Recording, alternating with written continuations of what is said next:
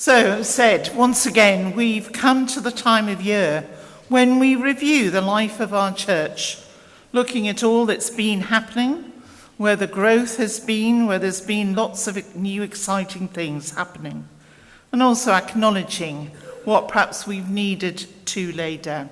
Thank you.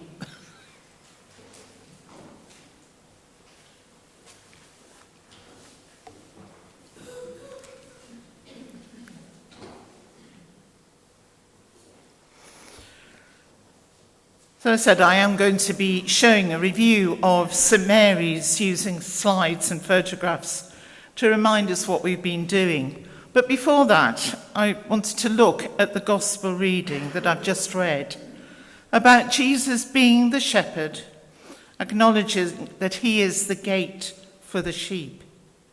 Anyone who knows him and follows him will be able to know that new life in Jesus Christ.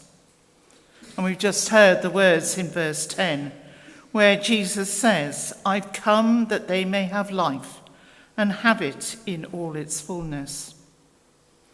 We have many, many images of sheep and shepherds in the Bible, one of the most familiar being the 23rd Psalm, and we've just sung a version of that.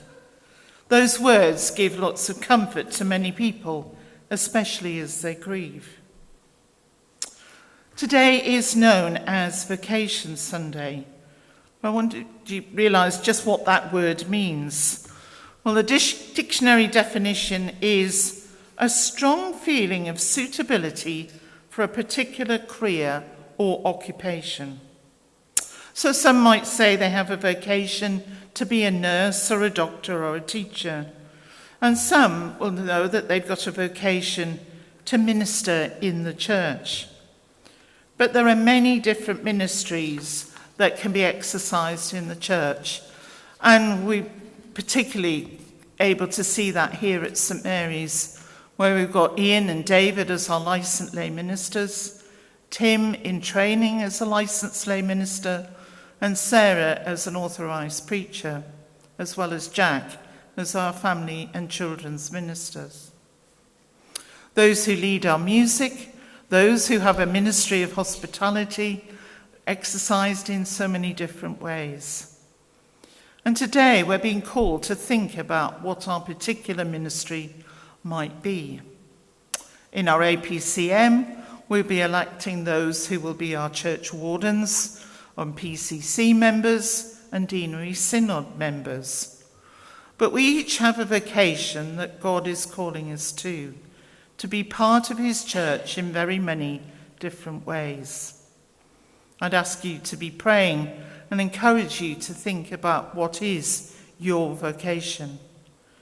There are those who are called to teach and those who are called to preach, to pray, to read, to assist in caring for this beautiful church, volunteering for many different activities that take place, such as in Sparklers, Shine, which is our children's activity in the summer, for Bubble Church, all the things that Jack is developing and needs help with. Perhaps you can give someone a call, a phone call, someone we haven't seen in church for a while, and just make contact with them. Last week, when we were thinking about giving and generosity, Sarah Frost was encouraging people to give their time and talents, outlining some of the things that we do need in this church. We totally appreciate that not everybody has the time or the energy now to do some of the bigger things that need to be done. And of course, prayer is the most important part in all of this. So please be praying for our church, for all those who are called to serve, and those who are experiencing God's nudge in many different ways. It may be that you do feel you've got a call to some more formal ministry, ordained or lay. And if you do, then please come and talk to me and we can explore that together. We need to remember that there are many different ways that we can follow the shepherd and know the abundance of his love and life. So I'm going to take us on our tour of St Mary's, really reviewing from last year's APCM in May through to now. And a reminder that 2 years ago, we did lots of work about our vision, thinking that we were wanting to engage with children, young people and families, with engagement within our church community, within our local community, and with caring for each other in pastoral care. So we turn to our children and young people and families first. And of course, it was at the beginning of last year that we were able to raise the money, advertise and appoint Jack to take on this work. And over the last year, we've seen so much happening. So Sparklers has continued and grown. I think there were about 26 or 27 children here last Monday with their parents or carers. So a real buzz in church if you come in between 10 and 11:30 on a Monday. And some of the children there playing and then Bubble Church, which started September last year. It happens on the third Sunday in the afternoon with puppets, and it happened last week. There were about 10 children, and again, parents with them. It's something that's growing and developing and really touching some families that are very much on the fringe. Last summer, we had Shine, which was our activity, 3 days of activities for children, and we're going to be running that again in August. A light party has happened, a pancake party has happened, an Easter celebration party has happened. And those being able to happen during the day in school holiday times. And I think there probably were about 100 children here for the Easter celebration. So a huge amount of work that has to go into that to be supported, but fantastic that so many want to come and be here. So just a few photographs of that, and particularly put the one in of people in the kitchen, because couldn't do without the people who volunteer to be part of that. But as you can see, just constantly people in here and celebrating. A real tradition that's built up is on Christmas Eve at 4:00. We're outside. We were lucky again last year. It was pretty cold, but it was dry. And probably about 250 to 300 gathered. We always love seeing them sort of coming down the path as people come, hear the story, enjoy singing the carols, and then go home, ready for sort of Christmas Day. So that's always a joy. But again, lots of people involved in doing that. Last May, Nadine actually did a baptism when we had Connect, Create and Celebrate in the afternoon. There was a family with 2 boys asked to be baptised, so that happened outside in the sunshine. And again, lots of activities taking place then. Move on to thinking about our pastoral ministry, and that's something that you can't really take photographs of, but just wanted to record what is going on. Thanks to Trish and the prayer group, we now have twice a month on a Thursday morning after our communion service, a time of prayer. Then on Saturday, the first Saturday of the month, 10 o'clock till 11, there's a prayer time. And then on the third Saturday, David's leading meditative prayer sessions. So that's all happening. It's always in the update when it's going to be on, so please come along. We've always had funerals. We've had a number of significant ones over the last year or so, when we lost Anne Berry and Helen Biggs, David Wilcock, and just this week we had Tony Plale's service. But we can give lots of support to people afterwards. And then our Thursday morning service, 10 o'clock, there's always communion here. And that's become a real community, which I know people are supporting each other week by week. Think about how we engage within our own church community. Last summer, you will remember that we had a series where we were thinking about feasting. And these photographs are from the final service that we had. I won't forget people's faces as you came in to find tables all around church, and an expectation that you sat and talked to each other.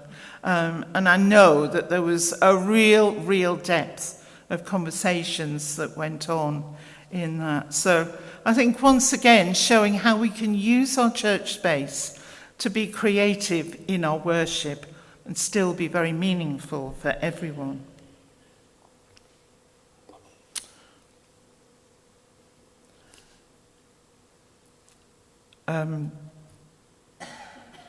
Sorry, I can sort of see pictures, I can see them here as well.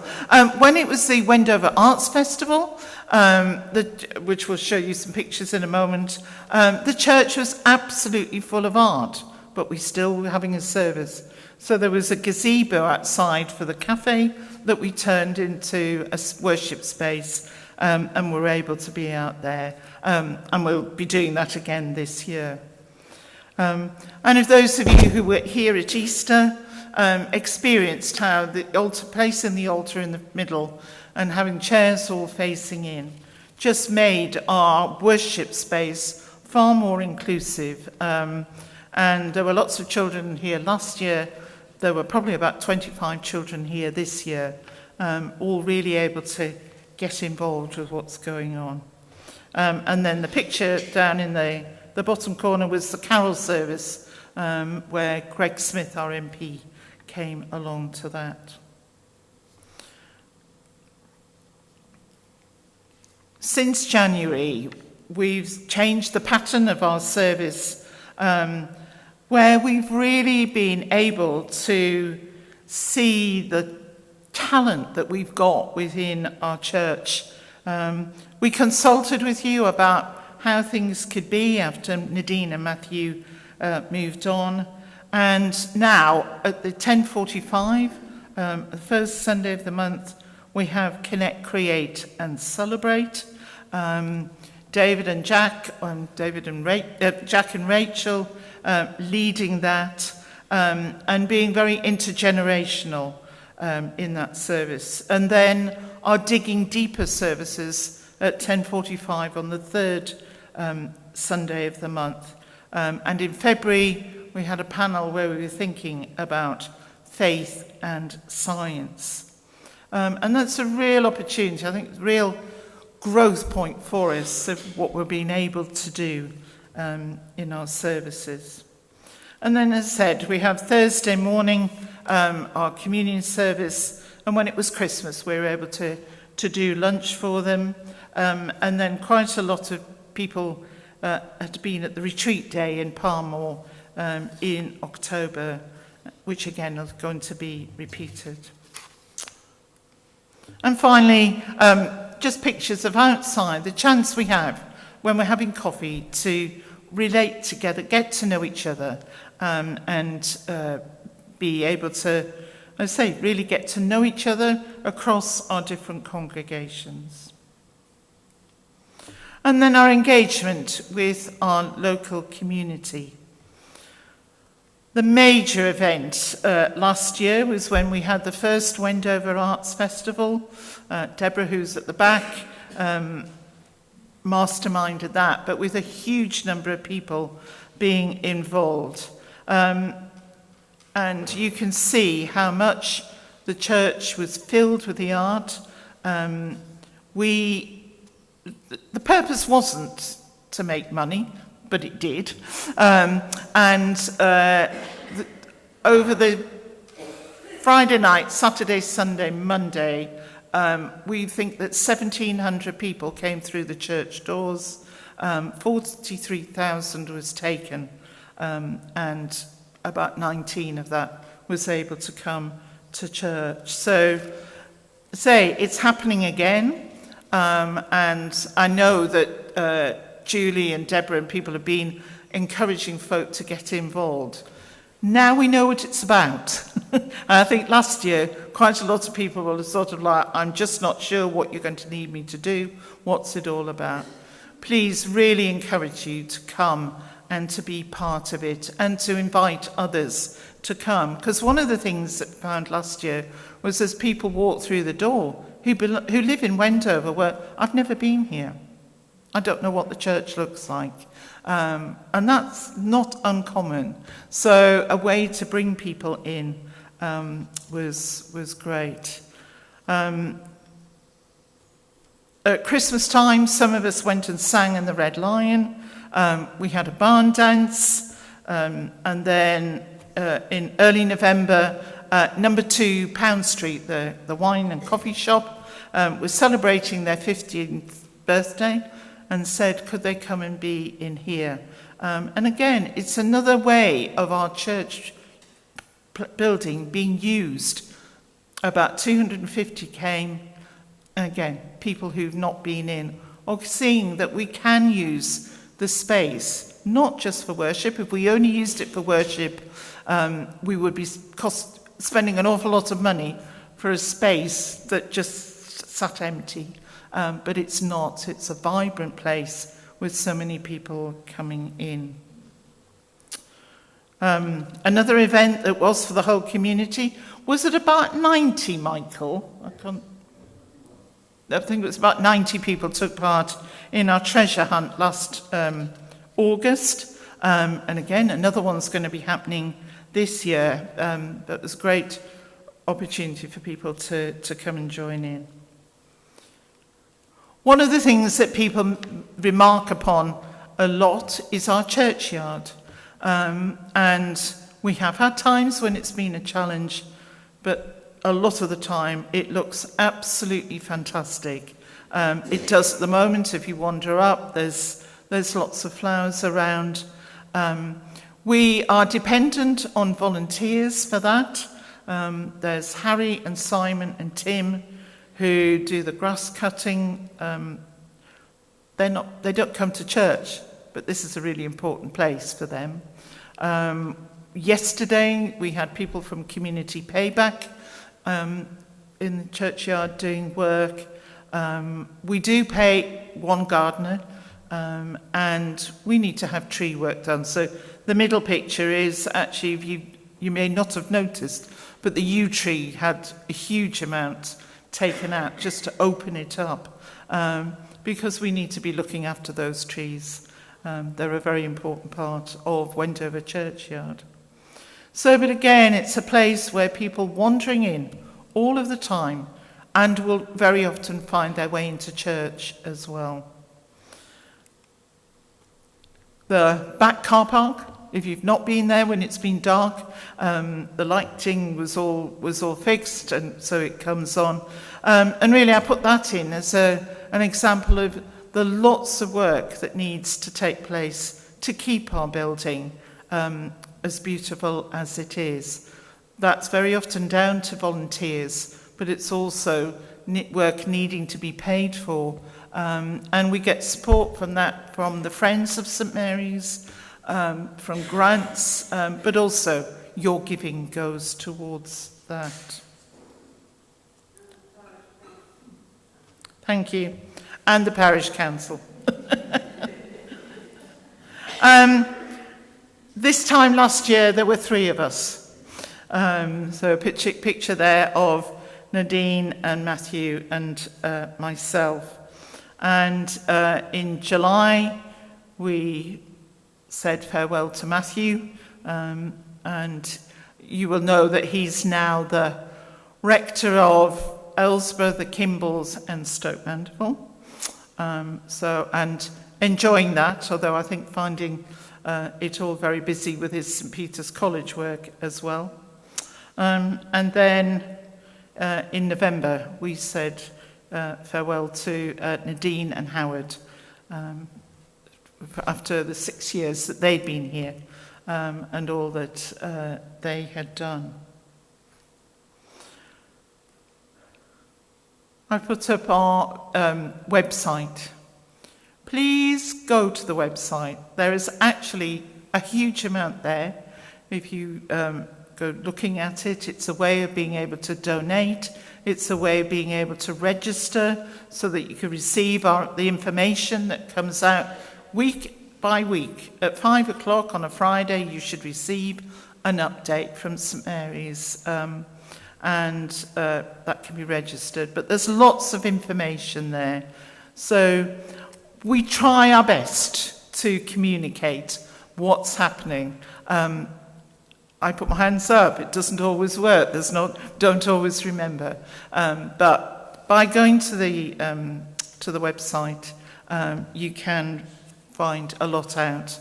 And of course, another place to go to is Zoe, who's in our parish administrator. She's in the shop, always on a Monday, and then for periods of time on Tuesday and Wednesday and Friday. But she's a person you can go to if you need to find something out.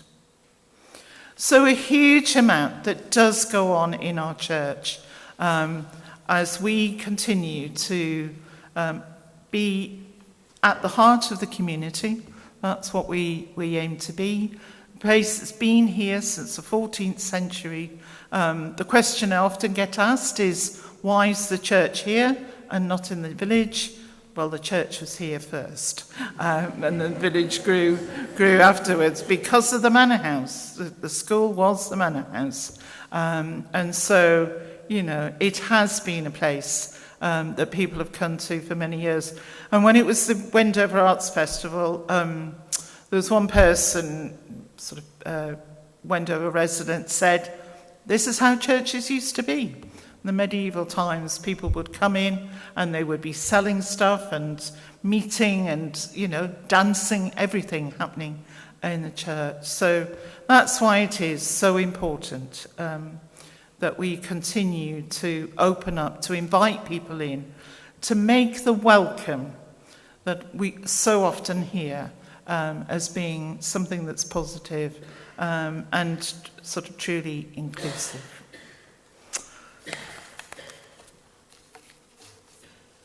And when we come to the meeting, I will do lots of thank yous to the people who have made it all very possible. So please, can I encourage you to stay for the meeting? As I say, there'll be coffee and tea will come out fairly soon. Grab one, and the meeting will start probably by about 11:15. And as I say, be as quick as we possibly can be. Few things to bring to your notice. There's another St Mary's Walk on May the 10th. There are Christian Aid envelopes at the back. So Christian Aid Week is in 2 weeks or 3 weeks? Thank you. But Jeanette has got the envelopes already. If you're able to take a bundle of envelopes and deliver them, you don't need to go back and collect them. People are then asked to put a donation in and return them to the Just Shop. So if you're able to help with that, the money goes to some of the poorest parts of the world that are in desperate need. So envelopes are at the back there. Next week, we've got 9 o'clock and 10:45 services. And then the Arts Festival begins on the 22nd of May to the 25th of May. Am I right in thinking you're still needing people to sign up. I'm looking at Julie and Sasha, yes. So don't be surprised if you get collared by Sasha or Julie, or if you know that you can help and you haven't already signed up, can you talk to them? Because they're just trying to fill up all the slots for that. We gather the year in thankful hands for all who served and all who came. Through open doors and quiet prayers, love has called us each by name. One flock, one hope, one living way, still growing in the light of grace. At the heart of all we share, God makes welcome in this place.